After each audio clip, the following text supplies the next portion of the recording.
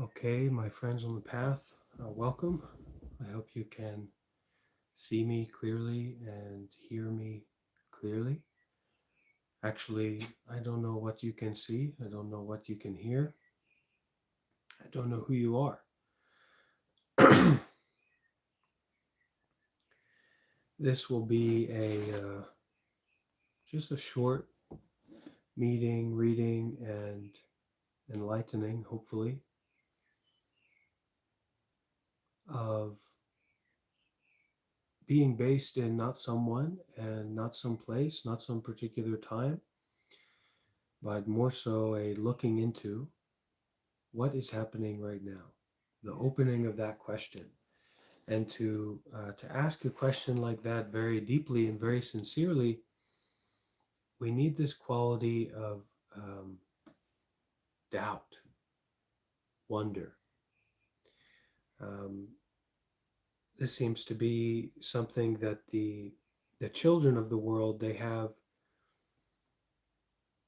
it down so fully and completely, right? This state of wonder, this state of curiosity, this state of almost absolute freedom.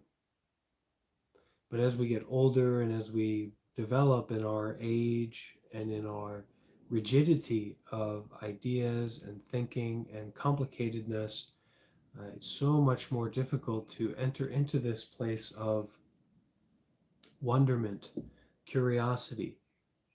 And so we become very, very locked down in terms of how we can see the world and how we can inquire into this present moment experiencing.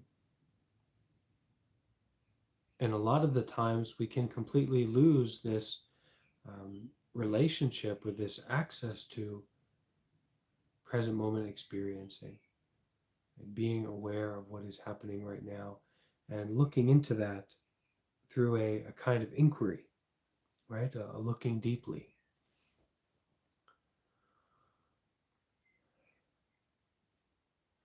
I've been practicing recently in Korea and recently attended this 20-day meditation retreat using the meditation method of Hwato or Hwadu.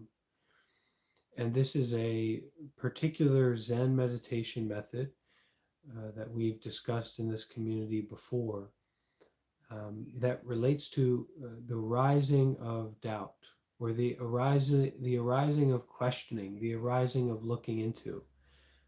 Doubt can be a problematic word because it's usually related to skepticism. Even within Buddhism, especially in Theravada Buddhism, doubt is seen as something of a hindrance or something that you don't want to cultivate. You don't want to have a state of doubt in Theravada, the skepticism about the teachings or skepticism about the practice, because it's going to keep you from applying yourself. And the Dharma, or the truth that exists in Buddhism, is to be experienced for oneself. It's not to be thought about. It's not to be believed in. So that skepticism can prevent you from applying meditation methods or not doing things that are unskillful and doing more things that are skillful because you're just thinking too much. So we're not talking about this kind of skepticism or figuring out uh, in the Huato meditation method, but rather this cultivation of wonder, this cultivation of curiosity, this um, kind of absorption into questioning, into looking deeply. And we can get to this point by asking a question such as, what is this?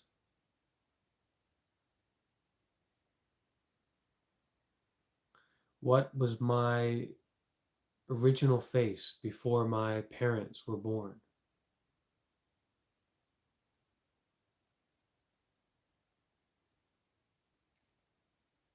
And we can ask a question like this repeatedly and not looking for an intellectual answer, and also not grasping onto the beginning of that question or where that question is coming from, but it's to arise, it's to keep bringing up this sense of introspection and looking deeply. What is this?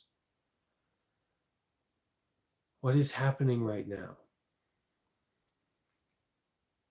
All of the past and future, all of these contrived actions and self-fixated views and contextual views and stories about where we are and who we are and what's happening and what happened and what's going to happen next.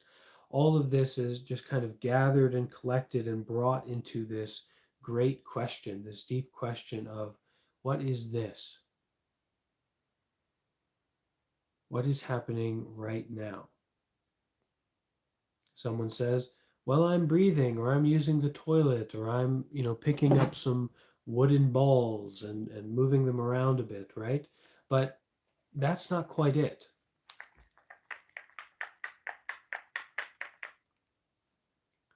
Because we're the deeper we can ask the question, the more fully we can be absorbed into this dropping of unskillful views, non-practical thinking, negative thinking, self-fixated thinking, and we can look into the truth of the matter, or the direct experiencing here in the present moment, which is what we are emphasizing. Okay, so a little bit of an introduction, and we're now going to read through a little bit of this book called Great Doubt, Great Enlightenment. So there's actually there's a Zen saying, little doubt, little enlightenment. Great doubt, great enlightenment. Great wonder, great curiosity, great dropping of preconceived notions and views. This leads to a great enlightenment, a great freedom, a great happiness.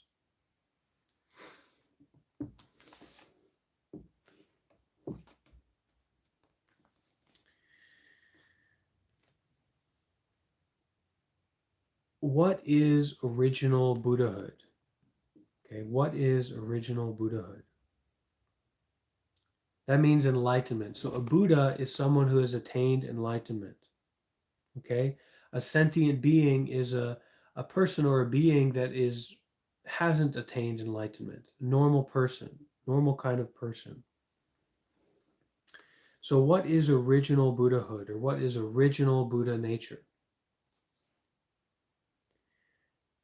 The majestic great way is bright and clear.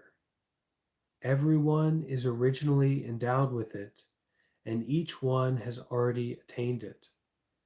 This is a verse from Zen Master Yefu, which says, in essence, sentient beings are Buddhas as they are. Sentient beings are Buddhas as they are. Normal people are already enlightened, right as they are. This explains the meaning of original Buddhahood. Nothing is more important than this in Zen, and especially this thing called patriarchal Zen, okay? Because to correctly see one's original Buddhahood is the essence of Zen. If so, how am I originally a Buddha? Moreover, if I am a Buddha, why do I have to practice? So these will be really deep and wonderful essential questions for anyone on the Buddhist path, especially if they're looking at Zen, right? And if you have any comments as we're going through this, or questions, you can leave them in the live chat, all right? Don't be shy to say something or share something, okay? So these two questions, and we can ask them. Um,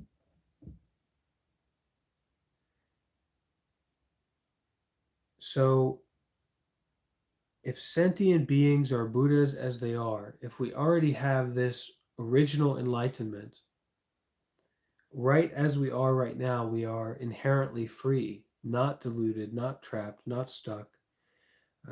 If so, how am I originally a Buddha? How am I originally enlightened? Because it certainly seems that there are all kinds of horrible issues and problems in my life that I keep going through, right? So, if so, how am I originally a Buddha? How am I originally inherently enlightened. Moreover, if I am a Buddha, why do I have to practice? So if I'm already enlightened, why do I need to do meditation? Why do I need to follow precepts? Why do I need to do all this work?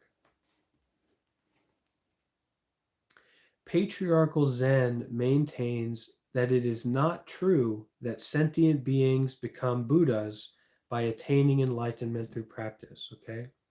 So this patriarchal Zen maintains or affirms that it is not true that normal beings become enlightened by attaining enlightenment through practice. So you don't get to enlightenment through certain practices or certain experiences. Rather, Zen practice is not meant for sentient beings to become Buddhas because they are originally Buddhas exactly as they are.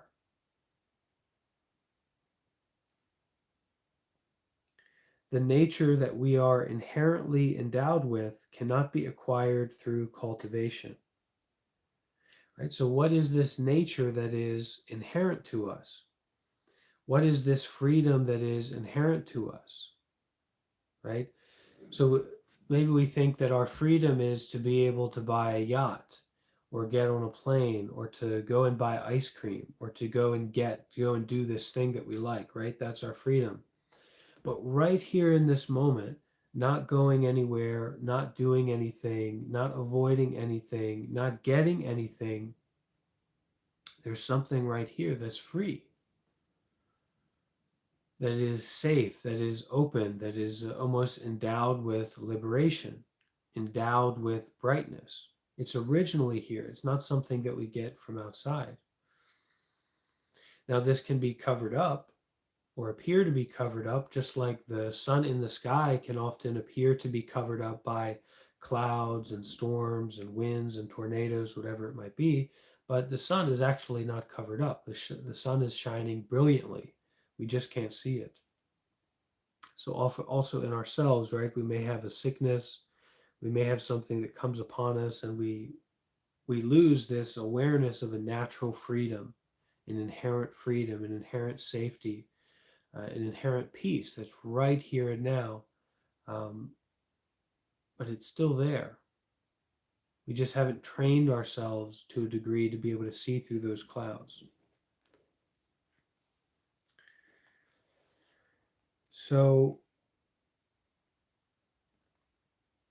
this patriarchal Zen tradition maintains that it is not true that ordinary people become enlightened by attaining enlightenment through practice or through certain things.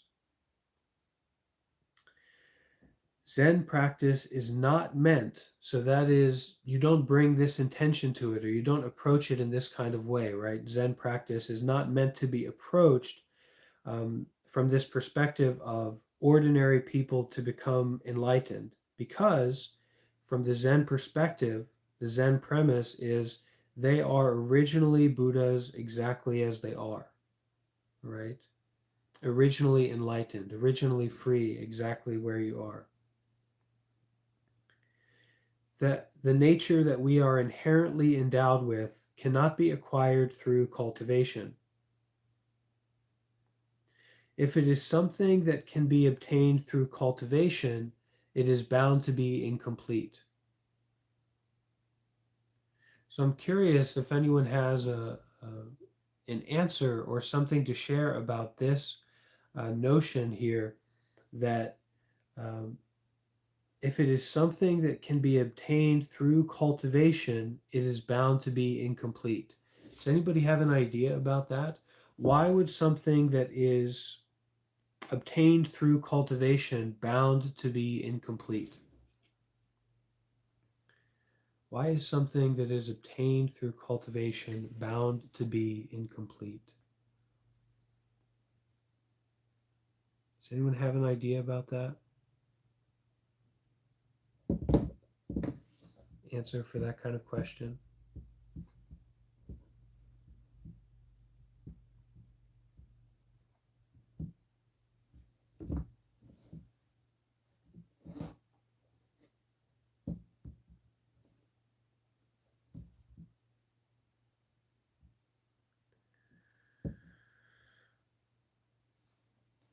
Well, I think we can approach it in a little bit of a scientific way. So, before we really developed and matured the scientific method, people just kind of came up with things and said, oh, it's like this because it appears to be so. But the basis of the scientific method is that we are actually uncovering the reality of what's already there, right? And we're uncovering that not by our assumptions or our beliefs or even the practices themselves are a matter of revealing what is already there. So if it's something that can be obtained or developed or created through practices or through certain kinds of manipulations, then it's pointing to what is created. It's not pointing to the uncreate or that which is originally there, right? The substratum, the foundation, firmament of reality. And this is inherent in the scientific method, right? That everything we come up with is, well, it's a theory. Even if it's, something very proven and very real, it's still fundamentally a theory because we are relying on the essence, right? We're relying on reality, the truth. That would be a little bit of my answer to it.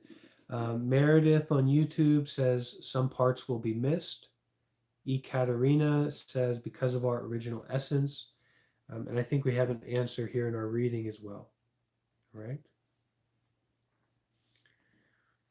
So the nature that we are inherently endowed with, so this would be our peace nature, our freedom nature, our Buddha nature, our original nature, whatever you want to call it, the nature of yours that existed before your parents were born, okay? The nature that we are inherently endowed with cannot be acquired through cultivation.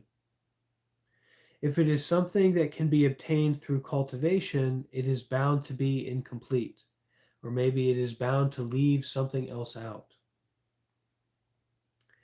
Just as the truth cannot be lost, neither can the original nature be lost and then found. Because the nature is inherently endowed and universal, it is said to be originally perfect and sufficient. Because one is originally perfectly endowed, one only needs to see that one is Buddha. So we just need to see our self nature. We just need to see our peace nature. We just need to see our freedom nature. That's all we need to do.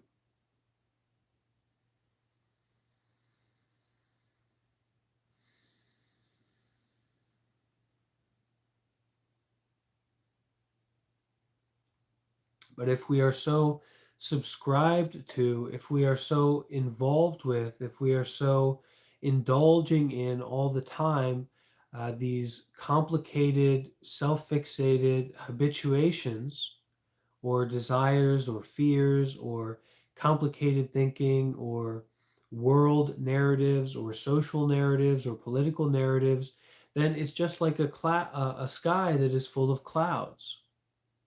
And so when you live most of your life, daily life, today, tomorrow, yesterday, with a sky that is full of clouds, unless you've had good teachers or good information or good experiences, unless you've kind of saw that one is enlightened, that one is free, unless you've seen the sun, you forget that the mind is a clear blue sky. You forget that the truth of reality is a clear blue sky. So let's sing this one together. Okay? Some of you may know this song, some of you may not. Sing along if you can. A little bit sick. The mind is a clear blue sky. The mind is a clear blue sky. Clouds come, clouds go, but the mind is a clear blue sky. The mind is a clear blue sky. All right, thoughts. Thoughts come, thoughts go, but the mind is a clear blue sky. The mind is a clear blue sky. Worries, worries come, worries go, but the mind is a clear blue sky. The mind is a clear blue sky. The mind is a clear blue sky.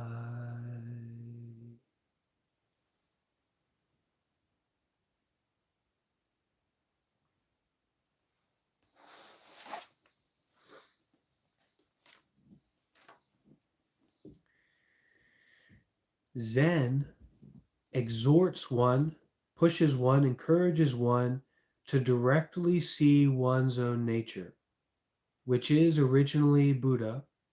Okay, this Buddha term is a Buddhist philosophical term that means enlightened, okay, free, truth seer, truth embodier.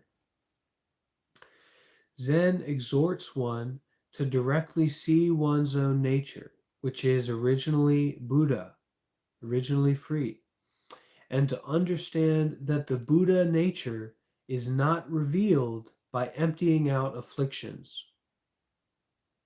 Zen affirms, since you are originally perfect, look straight at yourself. See. Nothing else is there to be sought. Okay? Since you are originally perfect, look straight at yourself and see. To understand that the Buddha nature, the true nature, is not revealed by emptying our afflictions. So to not get stuck in this confusion that the sun is not in the sky when it is obscured by the clouds. The sun is right there. You just need to look. The sun is permeating the clouds. The Buddha nature, the freedom nature is permeating the afflictions. The obscurations are the kaleidoscope of clear seeing. Okay? So we are not trying to empty out our cup so that we can fill it up with the Buddha nature. In fact, the cup and the space within the cup and the liquid, whatever it is all Buddha nature, is all enlightenment nature, is all the clear blue sky of the mind. Since you are originally perfect, look straight at yourself. See. Nothing else is there to be sought.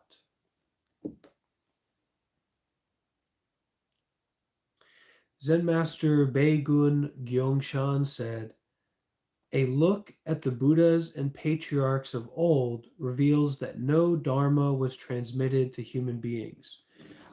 This term patriarch, and especially as it relates to patriarch Zen, an aspect of it is that a patriarch is someone who has achieved the same enlightenment as the Buddha. That their understanding, their clear seeing, their insight is the insight that the Buddha received as well. Okay, but you wouldn't call them a Buddha because they are not self-enlightened. Rather, they're enlightened through the reverberations of the Buddha's enlightenment. But a patriarch is someone who fully embodies that enlightenment, and so we can look at their teachings and their writings as a kind of, a capital D Dharma, almost as the teachings of the Buddha. But, pick your poison. Whatever it is, the mind is a clear blue sky is the major point, the fundamental point. So don't get caught up in any of these patriarchs or Buddhas or Zen masters or any particular teachings. It's not important. The mind is a clear blue sky. And even that is to be set down. Like a hot cup of coffee, too hot to drink. Don't, put it down. Take a full rest. And then when your coffee is cooled down, you can drink it. We can enjoy it together.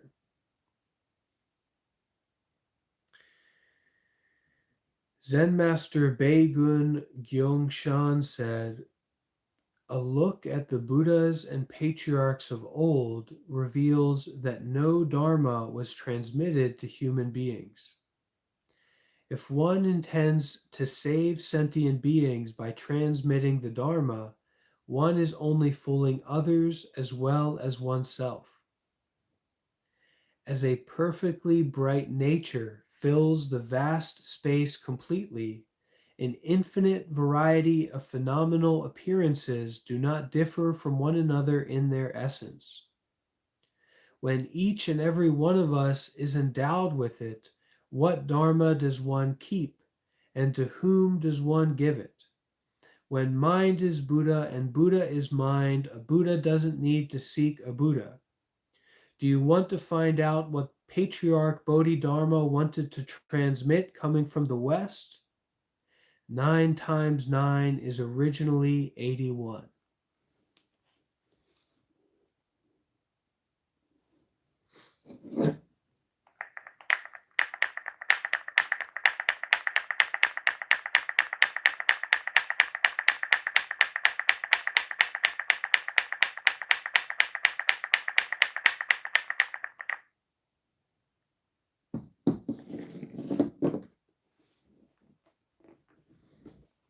So if someone says, hey, I've got something to give you, I've got something special to give you, don't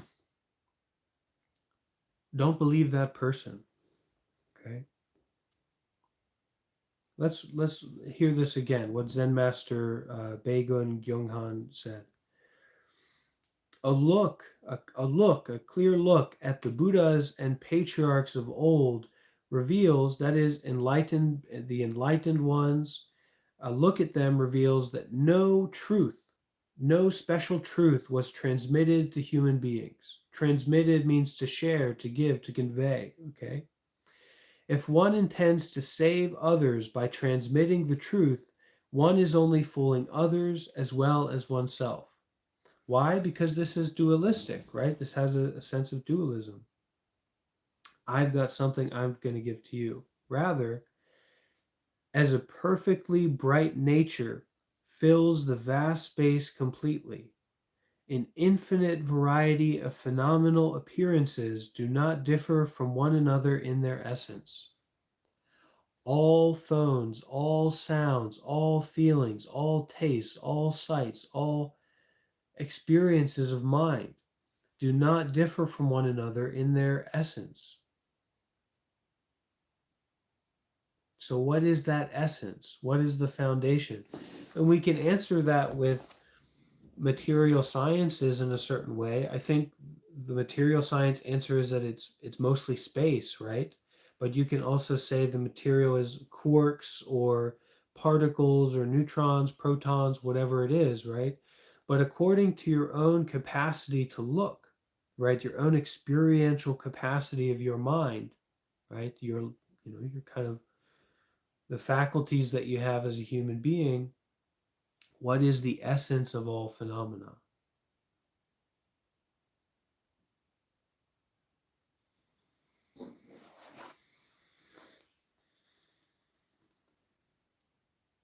When each and every one of us is endowed with it, what Dharma or what ultimate truth does one keep, and to whom does one give it? When mind is Buddha and Buddha is mind, a Buddha doesn't need to seek a Buddha. Do you want to find out what Patriarch Bodhidharma wanted to transmit coming from the West? 9 times 9 is originally 81. Okay, and this is my commentary.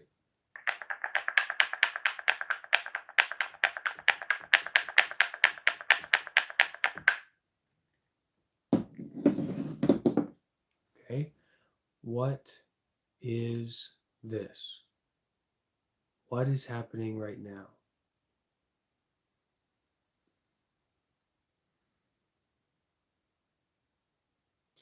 Zen Master Naong said, the nature of right enlightenment is, from antiquity until now, revealed in dignity and endowed within each and every being, ranging from all Buddhas to the ordinary people of the 6 rebirth destinies. So that's talking about, okay, you find yourself in hell, you find yourself in heaven, you find yourself in prison for the rest of your life, broken, defeated, trapped, surrounded by fear and anger and greed and delusion. Okay? We don't know what's going to happen. Okay? We don't really know what's happening right now. It's all the more important that we look into the deepest truth of reality, not just the surface level stuff. Okay? Not just how we feel, what we like, what we dislike, but what is this? What is my original nature?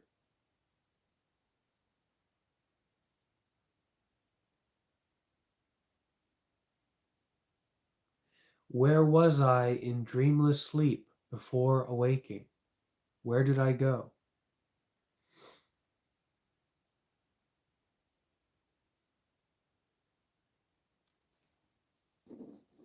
And the question itself is just like it's your meditation method. It's the tool to look deeply and closely and sincerely at the present moment experiencing.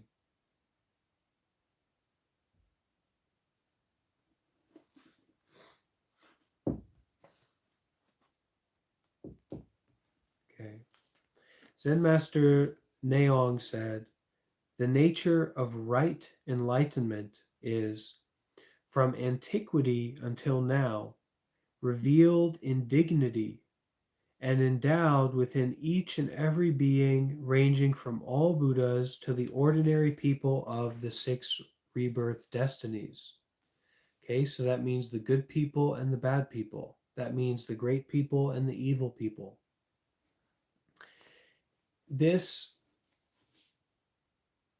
nature of right enlightenment, this true nature, it penetrates every particle of dust, appears in every object, and maintains clarity and brightness without any attainment through reliance on practice. You don't need to do anything to get it. You've got it. But to see it and to know it, that's the practice.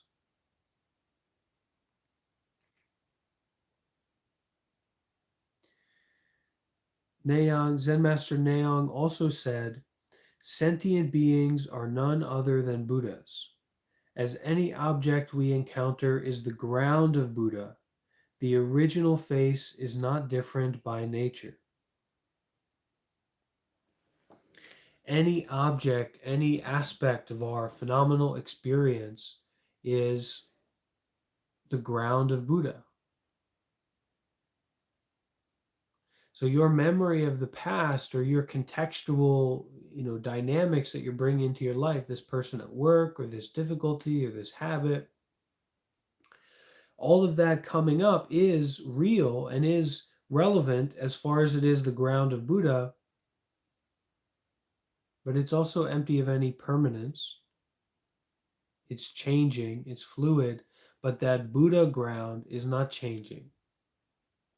It is fundamental, right?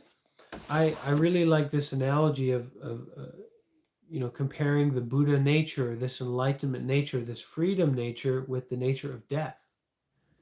Okay, the king of death. When the king of death comes knocking, and the king of death is not, or the queen of death is not, it's not a lottery system. It's not a pay to play system. Okay.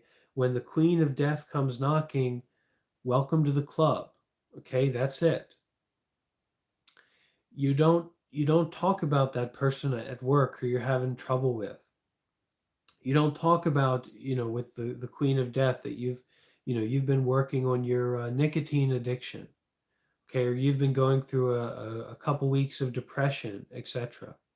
Or that you're this, you're a great, wonderful person, you're so enlightened, you're so insightful, you had this special meditation experience during a retreat. The queen of death doesn't care. Or maybe they care or not, it doesn't matter. That's the queen of death. That's death.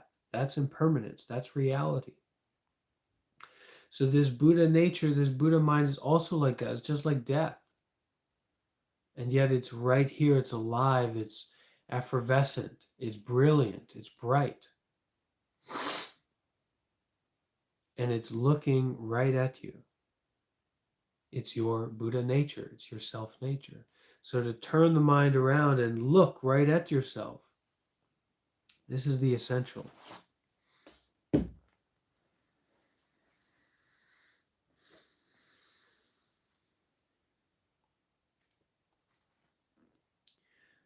Buddha made it clear that every human being is originally a perfectly realized Buddha. They further mentioned, they who see dependent origination sees the Dharma, and they who see the Dharma see the Buddha. They further clarified that they did not create the law of dependent origination, but only discovered it. Therefore, this law continues to exist irrespective of the presence of the Buddha in himself. Rather, this law continues to exist regardless of the presence of the Buddha himself in the world. In this way, the law of dependent origination is originally present not only inside and outside of oneself, but also in everything. This law of dependent origination, said in a very, very simple way, is that this is because that is. Not that this exists independently or individually, but this is because that is. That is because this is. And in Buddhism, it's going all the way back to ignorance. Starting with ignorance and eventually ending with birth and death.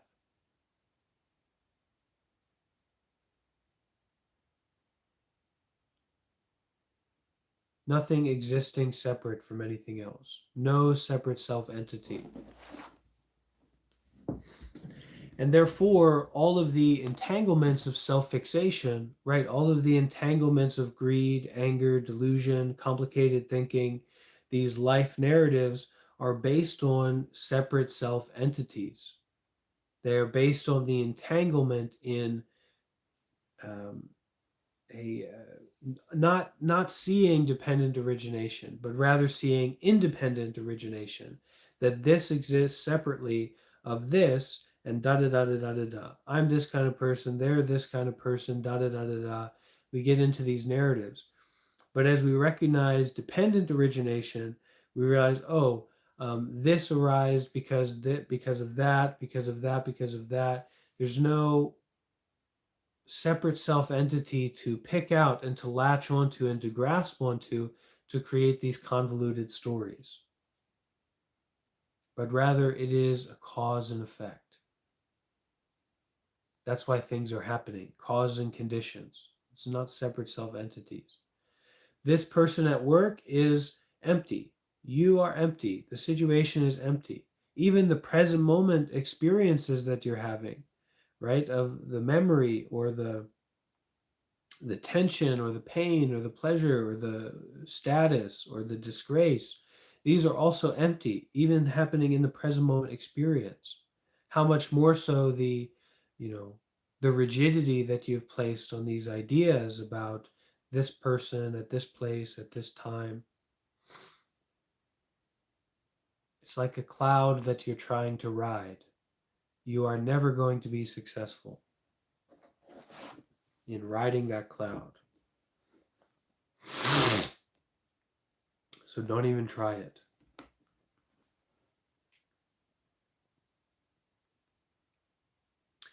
In chapter 31 of the Avatamsaka Sutra, which is called the lifespan of the Buddha, this is one of the very ancient, one of the oldest Buddhist scriptures that we have.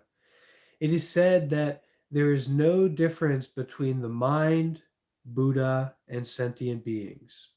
That is, our pure mind is Buddha mind. The theoretical systemization of this idea is the Tathagatagarbha doctrine. Tathagatagarbha the storehouse of the thus come ones, is also called Buddha nature. Buddha nature thought teaches that all sentient beings have Buddha nature. Okay, so you can have cheese thought, you can have coffee thought, you can have smartphone thought, you can have Coca-Cola advertising thought, but you can also have Buddha nature thought.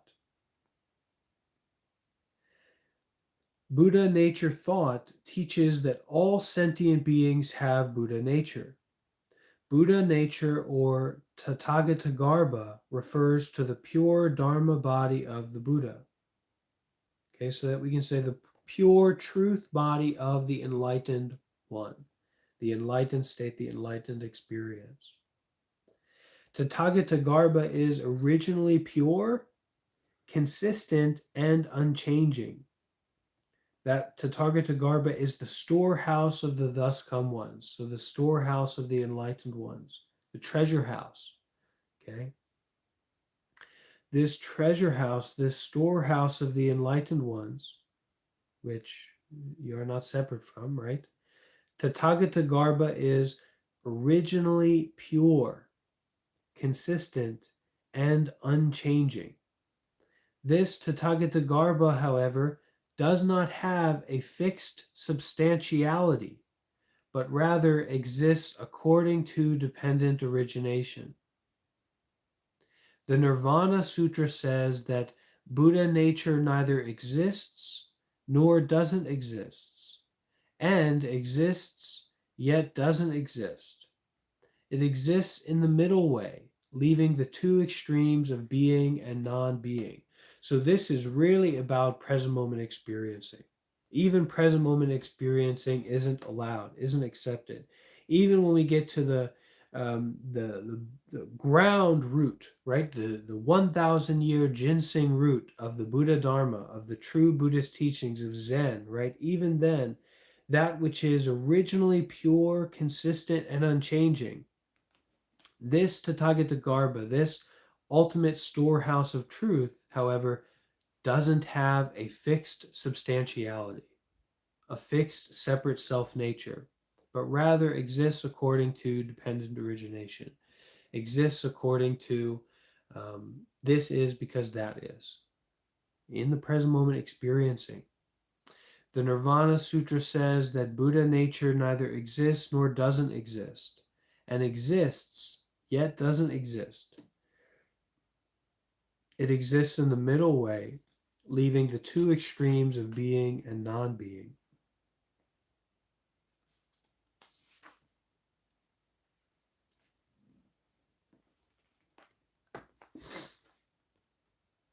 Okay, we're going to practice some meditation now. Okay, so everyone go ahead and find your meditation position, whatever that is. I like to sit cross-legged. Some chairs are more comfortable, some chairs are less comfortable. You can lay down, you can sit cross-legged on the floor. Just comfortable, stable position for your body. Get into that position now. Please recognize that you're not practicing alone. We're practicing as a community. Okay, there will be more than one person here practicing, I'm sure of that. You can feel the inspiration and the good conditions. Go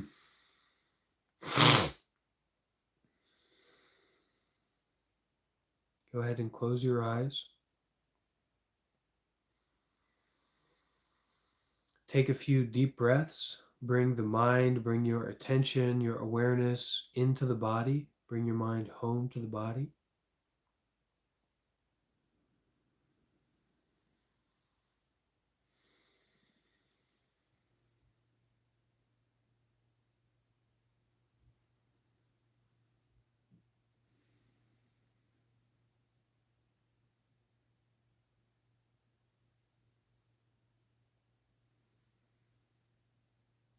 Sitting here with our eyes closed,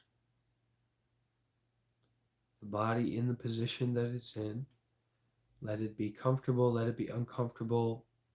Just let the body be in the position that it's in for this short time and aware of that position of the body.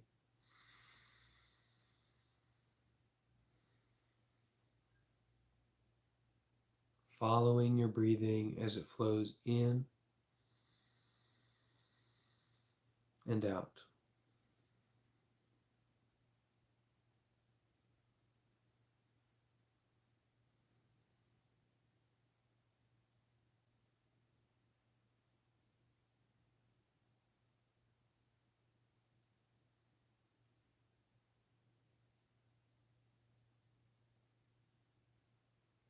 Thinking or not thinking is unimportant.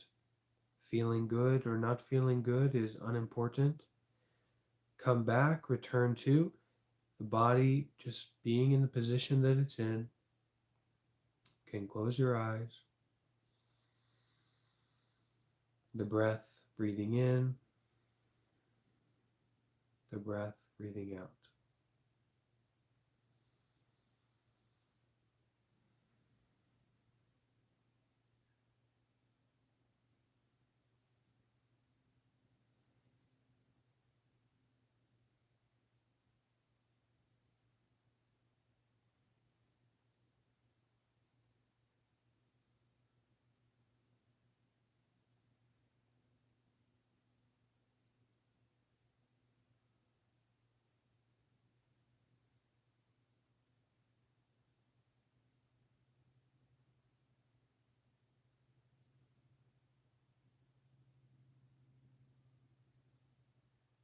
Now, when we practice like this, you will have states of mind come up. You will have thoughts come up. You will have feelings in the body come up. This is not important.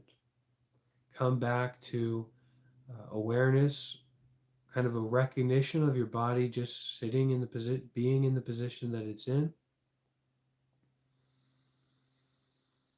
and the breathing happening.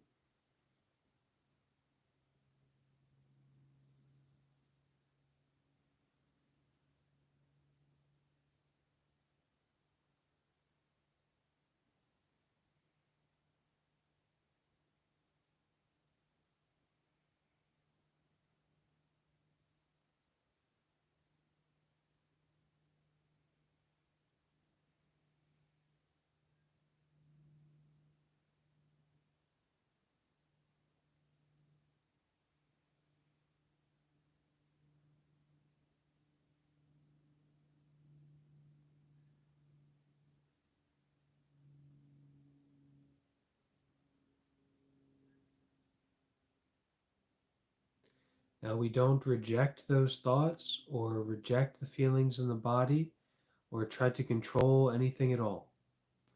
Rather, it's a recognition, a noticing, and a coming back to the breathing taking place in the present moment.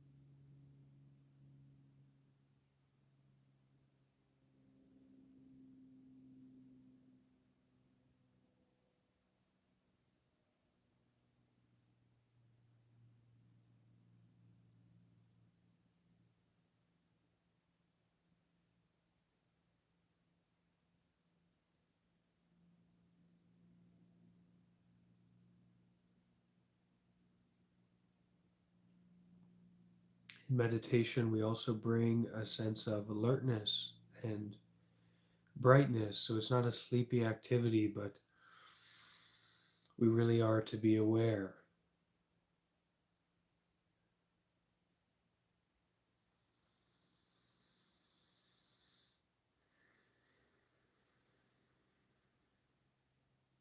Breathing and aware.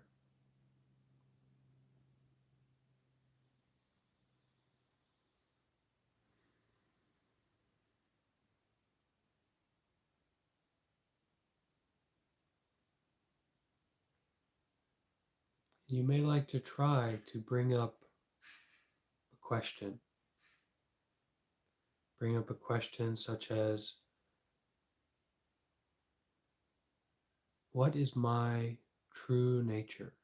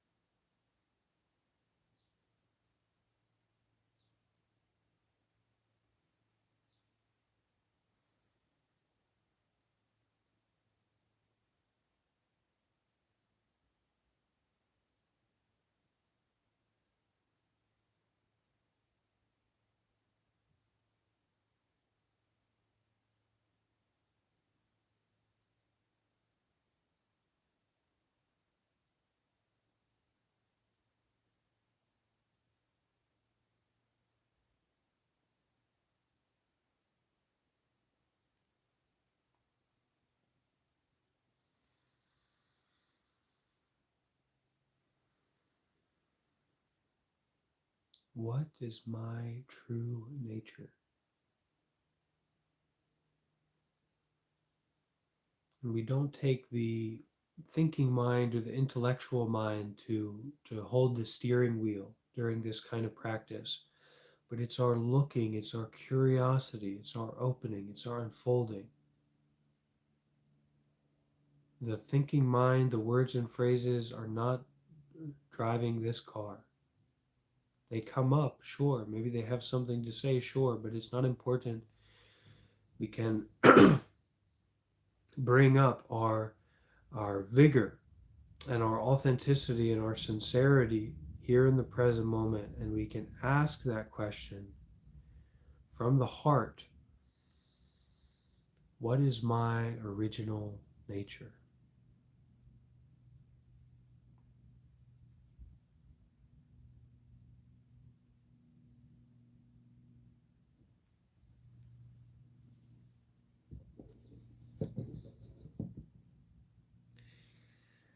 Okay, my dear friends, so I invite you to bring your hands together with me like this, and we will finish with 3 sadhus. And this sadhu has the meaning of well done. So we're kind of recognizing the wholesomeness of our practice, and we plant that seed of recognition and encouragement inside of ourselves to continue. And we also, as we chant this word sadhu 3 times, we spread out, we offer out our experience, our peace, our strength. We don't just get it for something to grasp onto for ourselves, but we actually share it out with all beings, okay? So I invite you to harmonize and to chant this sadhu together with me. All right, deep breath. Sadhu.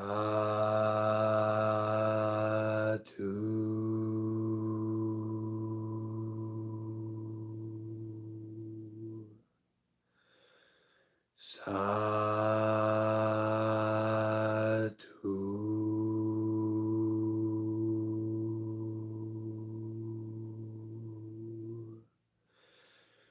Sadhu.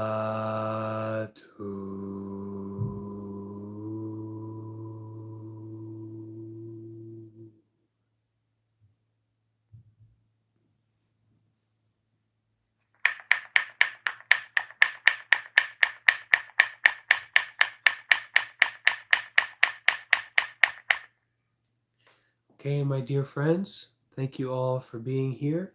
Don't forget to leave a like on the YouTube video. This helps more people come across these teachings and these practices. And if you do get a lot of benefit from these events, please do consider to support me. I've set up a website. Me and some of the team that are working together in this community have set up a website where you can make a donation. You can offer support for me to continue in this monk life, in this journey. And please feel welcome and invited to continue and to make use of me and make use of our community and our resources um, to bring more and more benefit to your life and to your path. Okay? Thank you all. Be well. And of course, thank you so much to those donors who have already signed up and and are supporting. It is very inspiring and beneficial. Okay. Thank you, friends. That's all.